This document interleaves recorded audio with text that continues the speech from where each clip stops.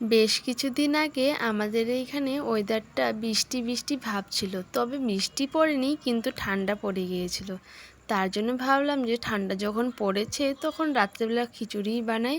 আজ আর ভাত খাবো না, খিচুড়িই খাবো। আরে আরে, তোমরা আবার কি ভাবছো ঠান্ডা পড়ে গেছে? আসলে ঠান্ডা পড়েনি, বৃষ্টি ছিল, তার জন্য একটু ঠান্ডা ঠান্ডা ভাব ছিল। চলো এবার দেখে দিই আমি খিচুড়ি কীভাবে বানাই।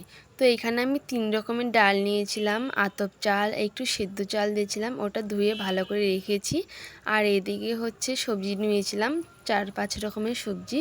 আর এদিকে দেখো কড়াইয়ে হচ্ছে 5 ফোড়ন কাঁচা লঙ্কা দিয়ে একটু ভেজে তারপরে ওই যে আগে থেকে ডালটা যে ধুয়ে রেখেছিলাম ওটা দিয়ে দিলাম, একটু নাড়াচাড়া করে তারপর সবজিগুলো দিয়ে একটু নাড়াচাড়া করে ভেজে নিব।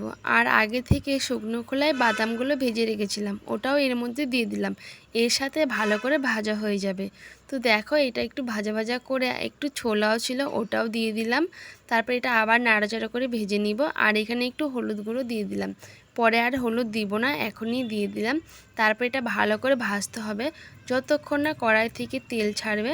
তারপর একটু আদা কুচি দিয়ে দিলাম, আদা কুচিটা দিয়ে আবার একটু ভালো করে নেড়েচেড়ে ভেজে নিব। ওই যে দেখো কড়াই থেকে কত সুন্দরভাবে ছেড়ে যাচ্ছে, লেগে আর ধরছে না, মানে তেল ছেড়ে দিয়েছে। এখন হচ্ছে পরিমাণ মতো জল দিয়ে দিব। আর আজকে আমি বেশি খিচুড়ি বানাইনি, একদম অল্প পরিমাণে বানিয়েছি, যেহেতু আমরা দুজন খাবো, শুধু রাত্রেই খাবো, তার জন্য আর বেশি বানাইনি। অনেকক্ষণ ধরে রান্না করছি, আর থাকতে পারছি না খিদের জ্বালায়। চলো তো এবার খাওয়া যাক। দুজনের জন্য দুটো থালে বেড়ে নিলাম, তার সাথে একটা লেবু নিয়ে নিলাম, লেবুর সাথে খেতে দারুণ লাগে। চলো আমি এখন লেবু দিয়ে খিচুড়িটা খাই, আর তোমরা আমার ভিডিওতে লাইক করতে থাকো।